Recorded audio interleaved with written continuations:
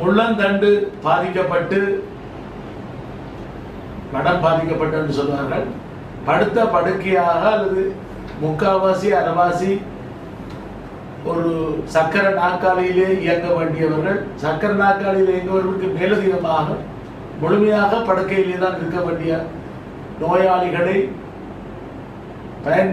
அவர்களுடைய பராமரிப்பதற்கு நூற்றுக்கணக்கானவர்கள் கடந்த காலங்களிலே படிப்படியாக படுக்கை புண் போன்றவை ஏற்பட்டு இறந்திருக்கிறார்கள். சரியான மருத்துவ சிகிச்சைகள் இல்லை, அவர்களிடம் பொருளாதாரம் இல்லை, உதவிகள் இல்லை. இன்னும் பலர் தனியாக ஆதரவற்றவர்களாக அனாதைகள் போல் நிற்கிறார்கள். வீட்டிலே மனைவியோ அல்லது பெற்றோரோ யாரோ சகோதரர்கள் இருந்தால்தான் ஓரளவு பராமரிக்கக்கூடிய வாய்ப்புகள் இருக்கின்றன. அவை இதை கருத்திலே கொண்டுதான் வடமாகாண சபையின் சுகாதார அமைச்சின் மூலம் வைகரை என்ற ஒரு அமைப்பு, ஒரு இல்லம் ஒன்று ஆரம்பிக்கப்பட்டது. இது வவுனியாவிலே மாவட்டத்திலே பம்பைமடு பகுதியிலே நாலாங்கட்டை பகுதியிலே ஒரு ஆயுர்வேத வைத்தியசாலை வளாகத்திலே இதற்கான பணிகள் நடைபெற்று சுமார் 10 பேரை தான் உள்ளடக்க முடியும் என்றாலும் கூட ஒரு சிலரை மேலதிகமாக சரி கட்டக்கூடிய விதத்தில் இயங்கிக் கொண்டிருந்தது. இன்றைக்கு அதிலே இருக்கக்கூடிய நிர்வாக சீர்கேடுகள் காரணமாக நீங்கள் கேட்கக்கூடும் மாகாண சபையிலே தான் இருக்கிறீர்கள் என்றால் நாங்கள் இதை வெளி மக்களுக்கும் சொல்ல வேண்டிய ஒரு தேவை இருக்கிறது. அவர்கள் இப்பொழுது மனித உரிமை ஆணைக்குழு வரை சென்றிருக்கிறார்கள், முறைப்பாட்டை செய்திருக்கிறார்கள்.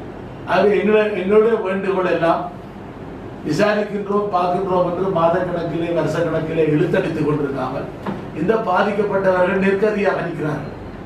உடனடியாக தற்காலிக ஏற்பாடுகளை செய்தாவது அங்கே ஏதாவது ஒரு 1-2 பணியாளர்கள் அவர்கள் சரியாக நடந்து கொண்டார்களா பிள்ளையாக நடந்து கொண்டார்கள் பேர்ந்து பாருங்கள். அவர்களை இடமாற்றியாவது ஏதாவது செய்தாவது வெளியேற்றிய அந்த அந்த அந்த நோயாளிகளை அவர்களை நோயாளிகள் என்று சொல்வதற்கு கூட எங்களுக்கு மனம் கூசுகின்றது. அவர்களுடைய நிலை காரணமாக அவர்களை பராமரிக்க வேண்டியது எங்களுடைய இனத்தினுடைய கடமை. ஆகவே அந்த வகையிலே அவர்களை உடனடியாக இந்த ஒரு வாரத்துக்குள்ளே 2-3 நாட்களுக்குள்ளே 24 மணித்தியாலத்துக்குள்ளே வடக்கு மாகாண சுகாதார அமைச்சு அதிலே சிறப்பாக சுகாதார அமைச்சர் இதற்கான பொறுப்பை ஏற்று செயல்படுத்த வேண்டும்.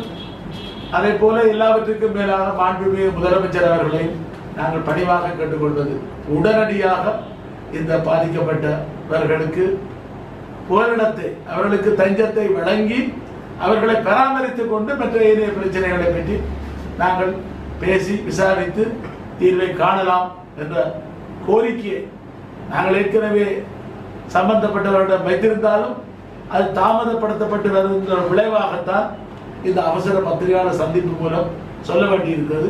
இதற்கு மேலதிகமாக நான் இது சம்பந்தமான ஒரு கவன ஈர்ப்பு பிரேரணையை மாகாண சபை கூட்டம் 25ஆம் தேதி என்னுடைய இன்னும் 12 நாட்கள் இருக்கின்றன. 12 நாட்கள் வரை அவர்கள் ஏற்கனவே பல நாட்கள் வெந்து போயிருக்கிறார்கள், பாடிக்கொண்டிருக்கிறார்.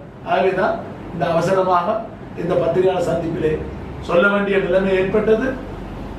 மற்றவர்களை அமைச்சர்கள் மாண்புமிகு முதலமைச்சர் அவர்களையும் கௌரவ அமைச்சர் அவர்களையும் ஏனைய சம்பந்தப்பட்ட உயர் அதிகாரிகளை உயர் அலுவலர்களையும் நாங்கள் சந்தித்ததை வலியுறுத்துவோம். மேலதிகமாக அது தீர்வு காணப்படாத பட்சத்திலே 25ஆம் தேதி கவன ஈர்ப்பு மூலம் இந்த பிரச்சனை கவனத்திற்கு கொண்டு வந்து தீர்ப்பதற்கான சாத முயற்சிகளிலும் ஈடுபடுவேன் என்பதை கூறுவதற்காகத்தான் இந்த சந்திப்பை ஏற்பாடு செய்கிறது.